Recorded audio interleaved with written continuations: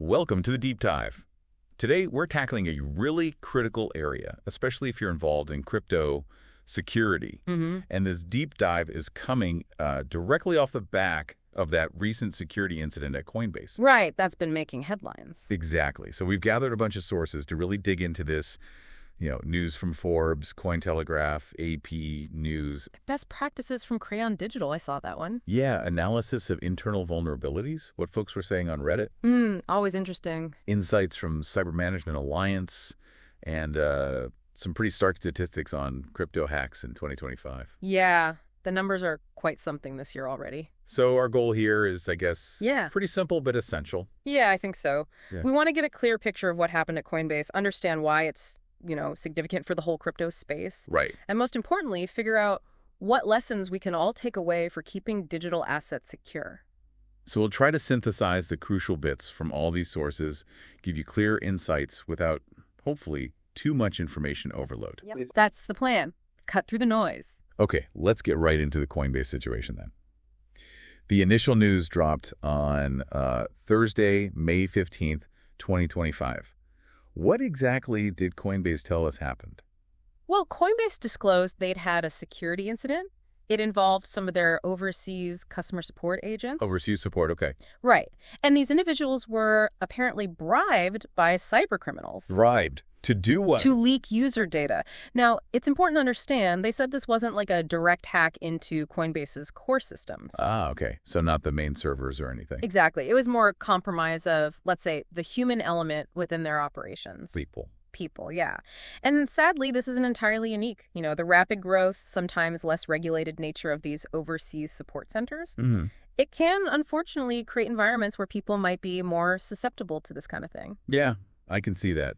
A tension between scaling up fast and keeping everything locked down. Precisely. It's a real balancing act.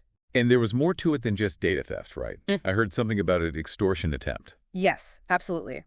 After the data breach, the hackers demanded a pretty substantial ransom. How much? $20 million in Bitcoin. Wow. Yeah. And the threat was, standards, they'd release the stolen customer data publicly if Coinbase didn't pay up. Okay, that's serious. Yeah. And Coinbase's response, did they pay? No, they refused to pay the ransom. Okay, that's a strong position to take. What else did they do? Well, they acted pretty quickly on several fronts. They put out a $20 million reward, or bounty. Bounty for what? For information that leads to the arrest of the criminals involved. Okay. And they also publicly committed to reimbursing customers who suffered direct financial losses because of this. It sounds expensive. Do we know how much that might cost them? Well, according to their own filings, the estimate is somewhere between $180 million and potentially up to a staggering $400 million. $400 million. Wow. That's a huge range, but still. It's a hefty price tag, yeah. And beyond that, they terminated the contracts of those compromised support agents. Right, makes sense. And reported the whole thing to law enforcement. So definitely looks like decisive action, financially at least. Absolutely. So what kind of information was actually accessed by these rogue agents? What data are we talking about? The compromised data included things like names, addresses, phone numbers, email addresses. The usual PII stuff. Yeah, the basics. But also the last 4 digits of Social Security numbers for some users, some bank account identifiers. Oh, okay. Getting more sensitive there. Right. And even copies of driver's licenses and passports in some cases. Some account data, too, like balance snapshots, transaction history. Okay, so quite a bit. But Coinbase was clear about what wasn't taken, right? Yes.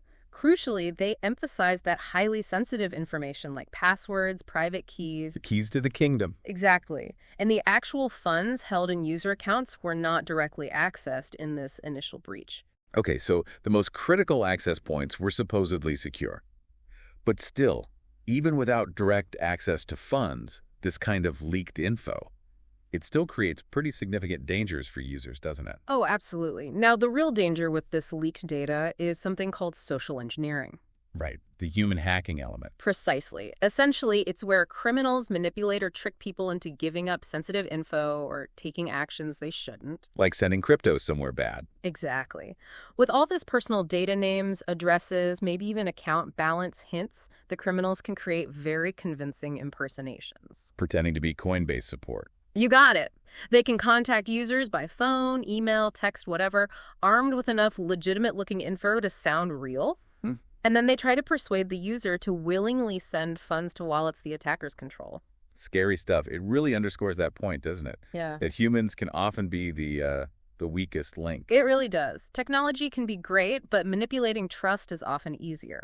And it sounds like users were feeling the effects almost immediately. What were the reactions from the Coinbase community? Yeah, the response was rapid and pretty significant. Multiple lawsuits have already been filed against the company. Oh, wow. Already. On what grounds? Alleging things like failure to adequately protect user data and maybe a lack of transparency in their initial response. Okay. Yeah. And what about on places like Reddit? Well, on platforms like Reddit, users reported a big jump in phishing attempts almost right after the disclosure. So the criminals were using the data quickly.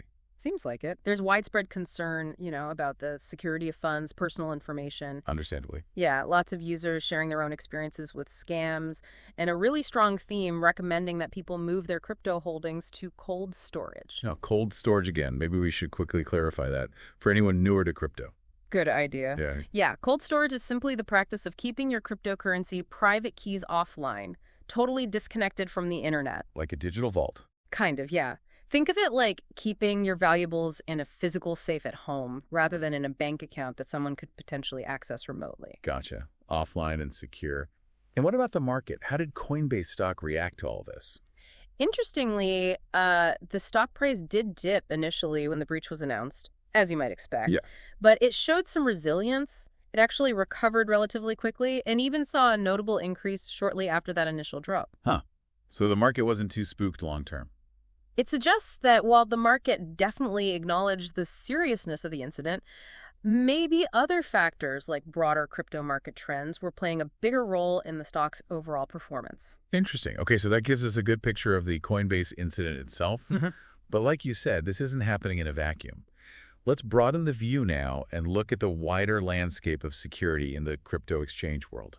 Absolutely crucial. I mean, the sheer amount of money flowing through these exchanges makes them incredibly attractive targets for criminals. You mentioned some stats earlier.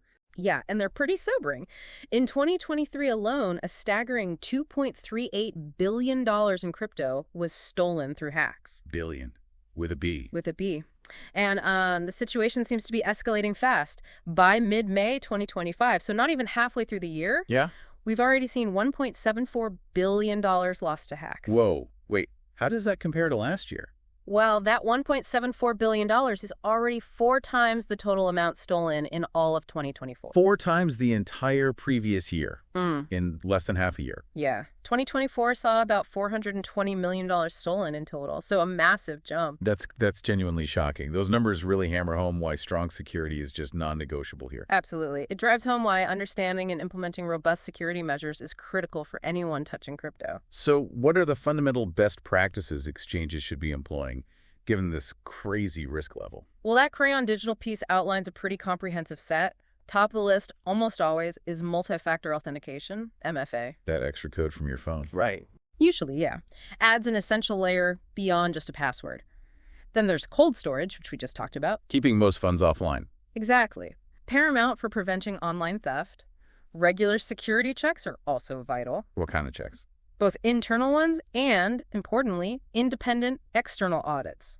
Plus things like vulnerability scans, penetration testing. Basically proactively looking for weaknesses. Okay, finding holes before the bad guys do. That's the idea. Then there's data encryption. Scrambling the data. Both when it's stored at rest and when it's being sent in transit, using strong industry-standard algorithms like AES and RSA. AES and RSA, those are the common strong ones. Yeah, think of AES like a really tough lock for your stored data, making it unreadable without the key. RSA is often used for things like secure communication, digital signatures, ensuring data integrity during transmission. Got it. What else? Secure API use, that's another critical area. APIs. Those are the things that let different apps talk to each other. Exactly. So you need strong, unique keys for them. Strictly limited permissions don't give an API key more power than it absolutely needs. Least privilege. Right. Rotate the keys regularly and constantly monitor what those APIs are doing. Why is that so important? Well, If an API key gets compromised, attackers could potentially automate malicious actions on your account, maybe bypassing some normal security checks. Limiting permissions and rotating keys minimizes the damage if one does get stolen. Okay, makes sense. That's quite a list already. Anything else major? Oh, yes. Crucially, staff security training. Back to the human element. Absolutely. And the Coinbase breach, unfortunately, just slams this point home. Employees have to be thoroughly trained. Trained on what specifically? Identifying phishing attempts, obviously, good password habits, understanding why MFA is important, how to handle sensitive data correctly. And reporting suspicious stuff. Immediately, yes. Then there's incident response planning. You have to have a plan for when things go wrong. Hope for the best, prepare for the worst. You got it. Well-defined procedures for how to react if a breach happens, clear communication strategies, business continuity plans. Keeping things running. Right. Regulatory compliance is another big one. KYC, AML. Know your customer, anti-money laundering. Yeah, plus data protection laws, specific cybersecurity rules. It all forms a fundamental layer. And technology plays a role too, beyond encryption. Definitely. Advanced threat detection systems are becoming increasingly important, often using AI to spot unusual patterns of activity that might signal an attack. Companies like Unchained.ai and Chainalysis are big names using AI to track crypto crime. Interesting. Okay, one last thing. Safe wallet management practices, which ties back to some earlier points, using cold storage, mandatory MFA for withdrawals, strong passwords for wallets, keeping software updated. Patching holes. Right. Encryption where possible, and maybe even using multi-signature wallets for extra authorization. Multisig. Needing more than one person to approve a transaction. Essentially, yeah. Adds another hurdle for attackers. Wow, okay. It's clear that a really comprehensive, layered, and constantly updated approach is needed. Do we have any hard numbers on how effective some of these things actually are? Like MFA. Yes, there's some good data. Microsoft, for instance, they report that just enabling MFA can block something like 99.9% of identity-based attacks. 99.9%. That's huge. Astonishingly effective, yeah.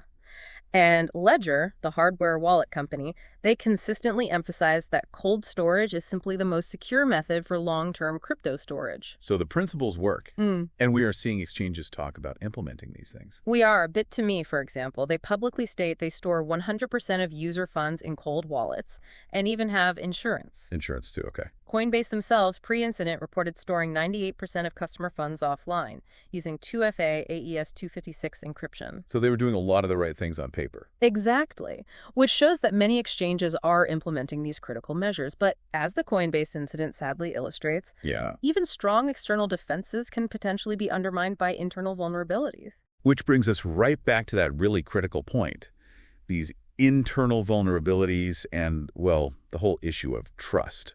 The Coinbase breach really throws this into sharp focus, doesn't it? It really does. The fact that this breach happened because insiders were bribed, it just highlights how even seemingly robust traditional security can be bypassed. Right, the firewall doesn't help if someone opens the door from the inside. Exactly. And while Coinbase reported that, less than 1% of their monthly active users had data accessed. Which sounds small percentage-wise. It does, but the nature of the compromise bribing employees who already have authorized access, that directly attacks the core of user trust. Yeah. And it's not just the immediate data breach itself, is it? There are wider ripple effects for user confidence in the platform, and maybe even in crypto more broadly. Precisely. Incidents like this can severely damage the trust users place in exchanges, period. And attract regulatory attention too, I imagine. Definitely. Increased scrutiny from regulators is almost a given. And like we saw mentioned in those Reddit threads, many users were reporting seeing more phishing attempts before the official announcement from Coinbase. Oh, so they suspected something was up already. Led to suspicions of internal leaks, yeah. And that kind of thing really erodes confidence. Makes you question if the platform can actually safeguard your sensitive info and your assets. These insider threats, they just seem particularly tricky to defend against compared to, say, an external hacker. What makes them such a big challenge? Well, they're often much harder to detect and prevent because you're dealing with individuals who already have some level of legitimate access. They have the keys, so to speak. Right. Identifying malicious intent from someone who's supposed to be there requires a much more nuanced, multi-layered strategy than just building higher walls around the perimeter. So what does that multi-layered strategy look like? It includes things like really robust internal controls, enforcing strict least privilege access management. Meaning people only get access to exactly what they need for their job, nothing more. Precisely. Conducting thorough background checks on personnel is important too. Before hiring, yeah. And continuously monitoring user behavior inside the system for anything unusual or suspicious. Looking for red flags. Plus, comprehensive ongoing security awareness training for all employees, emphasizing how to spot and report potential issues. And the Coinbase situation with the outsourced support, that highlights another risk factor, doesn't it?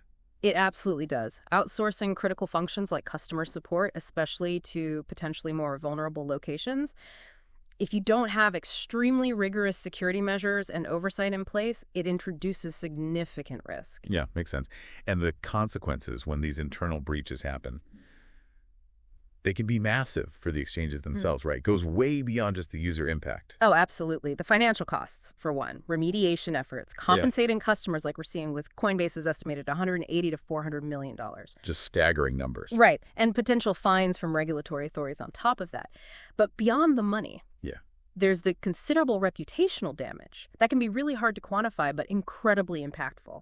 Losing customer trust. Leading to loss of customers, decline in market share.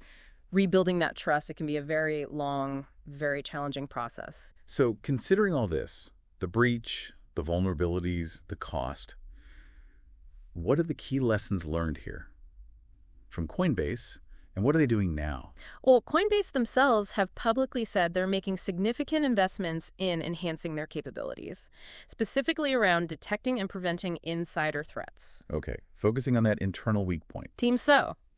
They also mentioned relocating their customer support operations. Relocating? Where or why? They didn't specify where, but presumably the goal is to allow for tighter control and more direct oversight than perhaps they had with the previous overseas setup. Okay, bring it closer to home maybe. And for us, the individual users, what can we actually do to better protect ourselves, knowing these kinds of vulnerabilities exist, both internal and external? Vigilance. On the user's part, it becomes absolutely paramount. We all just need to be incredibly cautious. Cautious of what specifically? Any unsolicited communications we receive. Emails, texts, phone calls, doesn't matter. Assume it's dodgy until proven otherwise. Pretty much. Always. Always independently verify any requests through official channels. Go to the official website yourself, log in there, use the official app. Don't click links in emails. Never click links in suspicious emails. Don't respond to unexpected calls asking for sensitive personal or financial info. And this is critical. Yeah. Never, under any circumstances, share sensitive information like your password or your two-factor authentication codes in response to some unsolicited request. No legitimate company will ask for that out of the blue. That's super important advice. Are there other specific practical actions individuals should be taking to really harden their own crypto security? Yes, definitely. There are several fundamental practices that can significantly lower your risk. First off, passwords. Strong and unique. Strong, unique passwords for every single online account, not just crypto. Yeah. And seriously, consider using a reputable password manager. Takes the hassle out of it. It really does. Helps you generate and securely store complex passwords you'd never remember. Second, enable two-factor authentication, 2FA. Everywhere. Everywhere you possibly can, especially on crypto accounts. And maybe look into the different types of MFA. Authenticator apps. Like Google Authenticator or Authy. Exactly. Yeah. Those are generally considered more secure than just relying on SMS text message codes, which can sometimes be intercepted. Okay, good tip. What else? Be extremely wary of phishing. We mentioned emails, texts, calls. Remember, Coinbase or any legitimate exchange will never proactively ask you for your password or 2FA codes. Never, ever. Never, ever. Always take that extra second to carefully check the URL, the web address of any site you visit. Make sure it's the real deal, not a lookalike. Easy mistake to make if you're rushing. Very easy. Also, make it a habit to regularly review your wallet activity. Look for any transactions you don't recognize. Just keep an eye on things. And think about where you access your accounts. Avoid using public Wi-Fi if possible. Coffee shop Wi-Fi. Bad idea. Potentially risky, yeah. If you absolutely must use it, consider using a VPN, a virtual private network, for an added layer of security. Okay. Sending crypto. Always, without exception, Double-check, triple-check the recipient's address before you hit send. Crypto transactions are irreversible. No takebacks. No takebacks. And for a significant chunk of your holdings, especially if you're holding long-term, strongly consider cold storage. Hardware wallets, paper wallets. Yeah, things like hardware wallets, even paper wallets. Just make sure you fully understand the trade-off. It's more secure, but maybe a little less convenient to access quickly. Security versus accessibility. It's always a balance. Keep your software updated too, wallets, apps, everything. Updates often contain security patches. Don't ignore those update notifications. Please don't. If you ever suspect your wallet or account might be compromised. Yeah. What's the first step? Immediately disconnect it from the internet if possible, and change all associated passwords right away. Okay. What about those API keys we talked about? Be exceedingly cautious with them. If you use them, limit their permissions to the absolute minimum needed and rotate them regularly. Change them periodically. Got it. Anything else? Some exchanges offer withdrawal whitelisting. Whitelisting? Yeah, it means you can set it so withdrawals can only go to specific pre-approved addresses that you've set up in advance. Adds another barrier for thieves. Clever. And finally, just always remember that fundamental principle in crypto. Not your keys, not your coins. Meaning holding your own private keys, say, in a hardware wallet, gives you much more direct control over your assets. But there's always a but. It also places much greater responsibility for keeping those keys secure directly on you. Right. More control, more responsibility. Exactly. Okay, that's a really comprehensive and actionable set of recommendations for users. So let's try and bring this all together. What are the key takeaways from our deep dive today into crypto exchange security, especially thinking about this Coinbase incident? Well, I think the Coinbase breach serves as a really stark and timely reminder. The ongoing battle to secure cryptocurrency.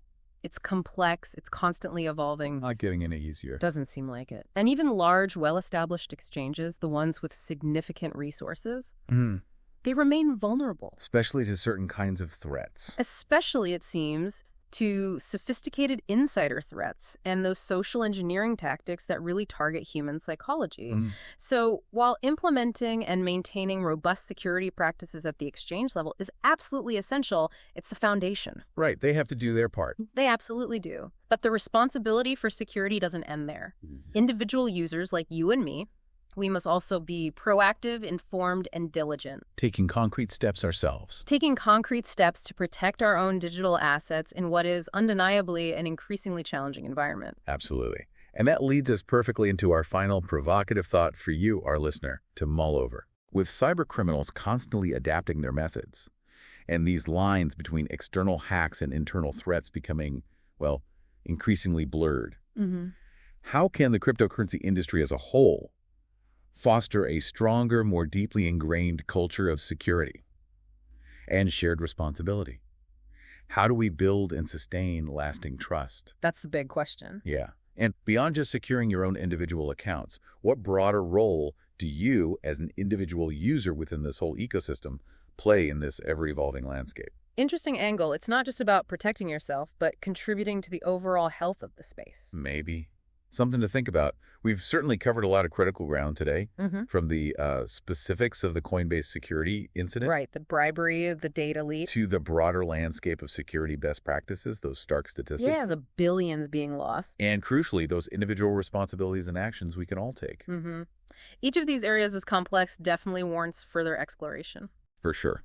So we strongly encourage you to delve into the resources we mentioned if you want more detail, and just stay continuously informed about the latest developments in this crucial area of cryptocurrency security. Stay vigilant, stay informed. It's essential.